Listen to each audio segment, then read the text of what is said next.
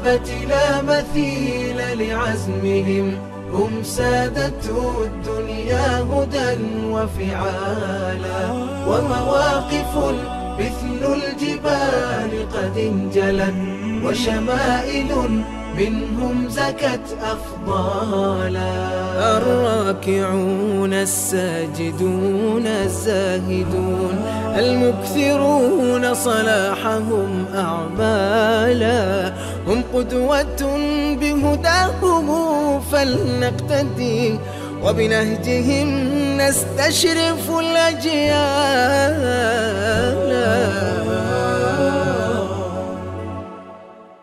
بسم الله الرحمن الرحيم الحمد لله رب العالمين والصلاة والسلام على رسول الله وعلى آله وصحبه أجمعين وبعد السلام عليكم ورحمة الله وبركاته.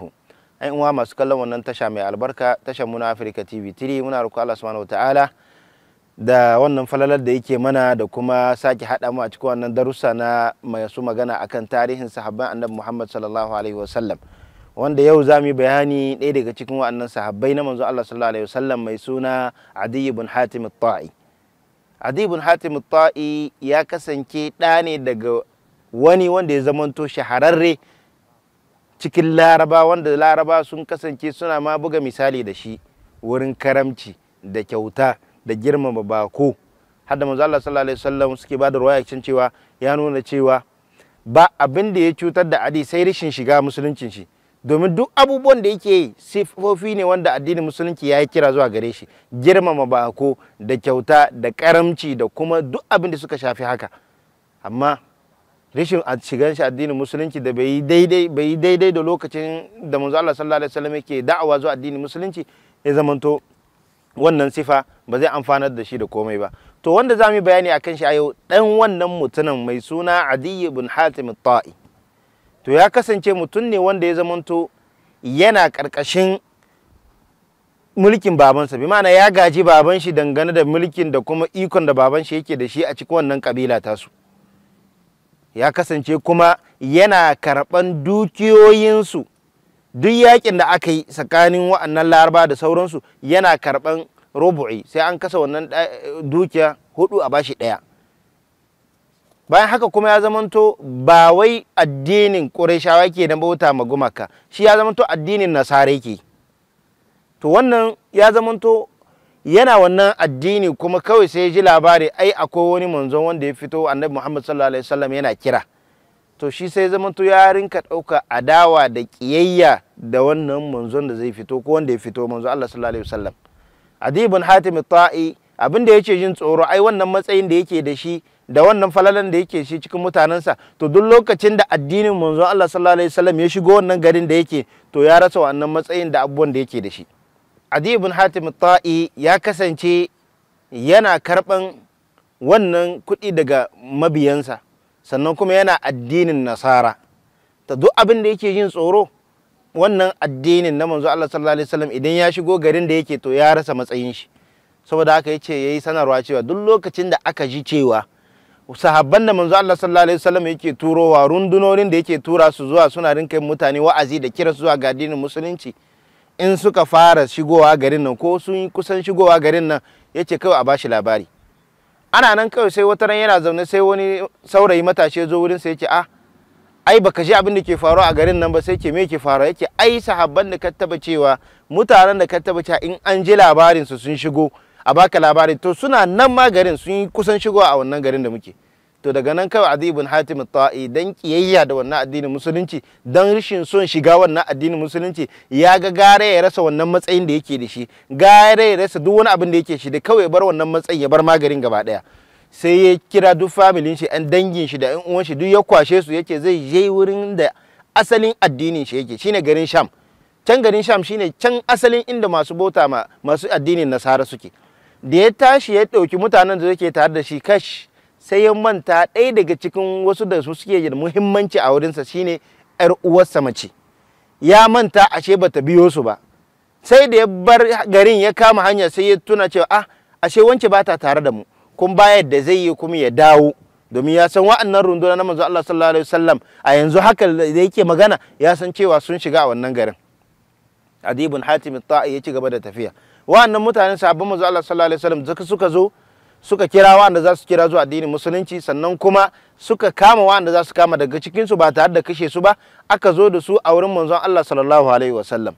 Lokacin da aka zo da su wurin manzo Allah sallallahu alaihi wasallam aka bar su bakin masallaci, ba a shiga da su a masallaci, aka yi musu wurin zama daidai bakin masallacin manzo Allah sallallahu alaihi wasallam.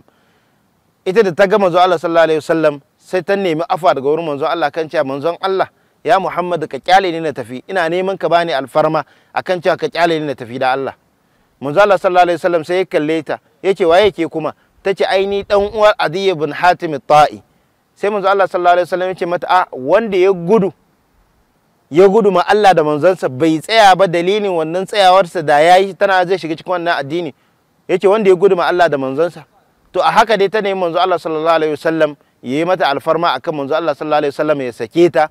Manzo Allah sallallahu alaihi wasallam yayi mata umarni ce to ba matsala, za a sake ki amma ki bari sai lokacin da aka samu wasu tawaga sun fito daga Sham za su koma garin Sham amintattu, sai a sanya ki tare da wa'annan tawaga suke tafi ba tare da wani matsala. Manzo Allah ya mata wannan alƙawari. Ana nan kawai sai aka samu daga cikin tawaga suka zo garin Madina kuma za su koma garin Sham. Manzo Allah sallallahu alaihi wasallam yayi umarni a bata abin hawa, aka bata doki ne ko rakumi ne na hawa, kuma aka bata dukkan wani abin da matafi yake bukata ga hanyarsa kafin ya kai inda zai je. Manzo Allah sallallahu alaihi wasallam yayi mata karamci, ba a dake ta ba. Manzo Allah sallallahu alaihi wasallam ba a kun musgana mata ba, ba a yi mata wani abin da zai cutar da ita ba. Saboda haka manzo Allah sallallahu alaihi wasallam yayi mata karamci akan cewa manzo Allah ya bata abin hawa, kuma ya bata duk wani abin da matafi yake bukata daga hanya har zuwa inda zai isa. To wannan karamci da manzo Allah sallallahu alaihi wasallama, manzo Allah sallallahu alaihi wasallam bai musguna mata ba, ba a dage ta ba, ba a yi mata tsawa ba, kawai manzo Allah sallallahu alaihi wasallam yace kawai ta kama hanya ta tafi, kuma sai da ya nema mata tawaga masu aminci wa'anda ba su da wani matsala. Manzo Allah ya hada ta wannan tawaga. To Adi ibn Hatim at-Ta'i yana can garin Sham yake jin labari wai yadda manzo Allah sallallahu alaihi wasallam yayi mu'amala da ƴar uwarsa, abin yake bashi mamaki. Anya kuwa duk irin cutarwa ga da nayi addinin musulunci da kuma kiyayyar ga da nayi addinin musulunci, a ce kuma manzo Allah ya samu dama ƴar uwata na jini wanda yana iya ɗaukar fansa dan ya sa na ji haushi ko ya zamanto na samu matsala dangane da wannan. Amma duk da haka manzo Allah sallallahu alaihi wasallam bai yi haka ba, bal na ji an ce wai ya ma bata abin hawa, ya sanya ta tare da tawaga masu aminci kuma har da guzuri. Kai abin da yana bashi labarin ba daidai bane. Sai lokacin da ta zo garin Sham ta same shi, ya tambaye ta abin da ya faru da ita dangane da manzon Allah sallallahu alaihi wasallam, sannan duk ta kwashe labari ta bashi. Sannan da ƙarshe ta ce masa ni nasihar da zan yi maka da kuma umarnin da zan yi maka shine ka tashi wallahi ka tai garin Madina ka bi wannan bawan Allah, tunda ban taba ga mutum mai karamci ba, ban taba ga mutum mai kira zuwa ɗabi'u kyakkyawa, ban taba ga mutum wanda ya zamanto ɗabi'unsa na daban ne kamar wannan mutum wanda ya fito manzon Allah sallallahu alaihi wasallam. Haka ya ji maganarta, ya tashi ya kama hanya har sai da ya zo garin Madina. Da ya zo garin Madina manzon Allah sallallahu alaihi wasallam ya ganshi. Manzon Allah ya ce waye kai? Ya ce ai ni ne Adi ibn Hatim at-Ta'i. Manzon Allah sallallahu alaihi wasallam da ya ganshi bai ce to sahabbai kuna ina, ku zo ku kama shi gashi, ya zo ya ka kanshi. Manzon Allah sallallahu alaihi wasallam sai ya kama hannunsa. Manzon Allah sallallahu alaihi wasallam ya shiga da shi a cikin gida. Manzon Allah sallallahu alaihi wasallam da ya shiga ciki a cikin gida sai ba shi abin zama. Manzon Allah sallallahu alaihi wasallam sai ya zauna ƙasa. Adi ibn Hatim yayi akan cewa shi ba zai zauna akan wannan, sai dai manzo Allah ya zauna. A takaice ya ga irin karamci da tausayi da girmamawa wanda manzo Allah sallallahu alaihi wasallam ya yi masa, maimakon ya kama shi da wani fada ko ya kama shi da ɗaukar fansa, sai ga akasin haka. To wannan abin ya sanya Adi ibn Hatim at-Ta'i ya shiga cikin musulunci, ya musulunta. Har manzo Allah sallallahu alaihi wasallam yake ga mara cewa ba abin da na san ya hana ka shiga wannan musulunci sai dan karka rasa wannan matsayin da kake da shi, wa'annan dukiyoyin da kake da shi, dan karkara ga cewa idan ka shiga wannan dukiyoyin da kake da shi kana rasa shi. Manzo Allah ce to bari na baka labari, kasancewa wannan addinin da ka shiga a ciki yau, addinin nan zai kai har lokacin da za a ɗauki kuɗi zakka da sadaka a nemi wanda za a ba dan saboda wadata da kuma arziki har a rasa wanda zai ci wannan kuɗin. Karka damu. Idan kuma abin da ya sa kake jin tsoron shiga addinin musulunci, kana ga cewa mafi yawanci wanda suke wannan cikin wannan addinin musulunci talakawa ne, ba su da gata, to zan baka albishir kasancewa nan addinin zai kai har garin Kisra zai zamanto wannan gari na Kisra za su zamanto sun musulunta. Idan kuma abin da ke hana ka shiga cikin wannan musulunci ganin da kake ga cewa kamar mutanen ba su da yawa, ba duk kilgaggu ne sahabban nawa, manzo Allah ya ce yana maka albishiri addinin nan zai kai lokacin da mutum zai tashi daga gari kaza zuwa gari kaza ba tare da jin tsoron kowa sai tsoron Allah, dan tsananin duk an samu aminci a cikin kauye, ba 'yan fashi, ba barayi, babu wani shirka, ba sabon Allah. Adi ibn Hatim at-Ta'i yake ba da labari cewa wallahi ya ga wa'annan abubuwa guda biyu. Shine mi akan cewa yana ɗaya daga cikin runduna wa'anda suka je suka buɗe garin Kisra. Sannan kuma yana ya ga cewa wannan addini don samun kwanciyar hankali da yalwa da kuma yadda musulmai suka yi yawa, mutum zai tashi daga garin yammacin gari har zuwa gabas ko mafaɗar ranar gari ba tare da wani abu ya tangome shi ko wani abu sai jin tsoron Allah. Na ukun kuma ya abku lokacin sahabi Umar bin Abdulaziz, lokacin khalifanci Umar bin Abdulaziz. Umar bin Abdulaziz a lokacin shi ya kasance dan tsananin adalcin musulunci da yawan musulmai da musulunci, duk wanda ya fidda zakka ko ka hidda sadaka zaka nemi wanda zaka ba wannan abin ya ci. Sai sanarwa ake cikin masallatayya da kasuwanni dan Allah duk inda talaka yake zo ya karbi ga zakka, an hidda kusan wata nawa gashi a ji ba wanda ya zo ya karba, haka za a zauna ba a samu wanda zai zo ya karba ba.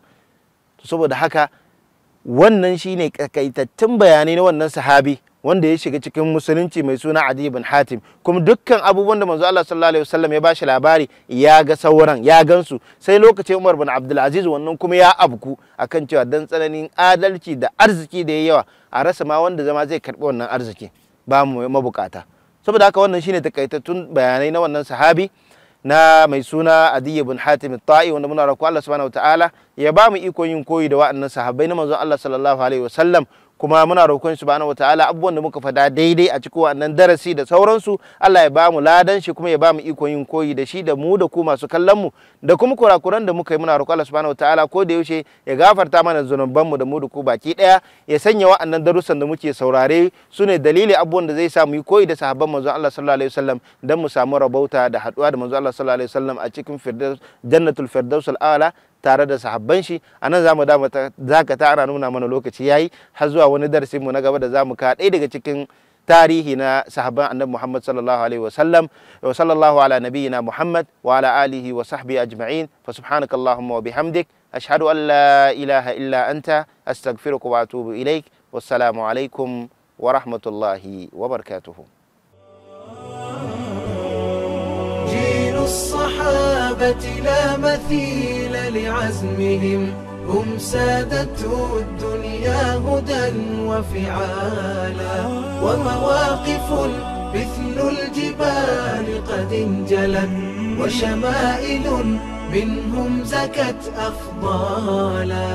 الراكعون الساجدون الزاهدون المكثرون صلاحهم أعمالا، هم قدوة بهداهم فلنقتدي، وبنهجهم نستشرف الأجيال.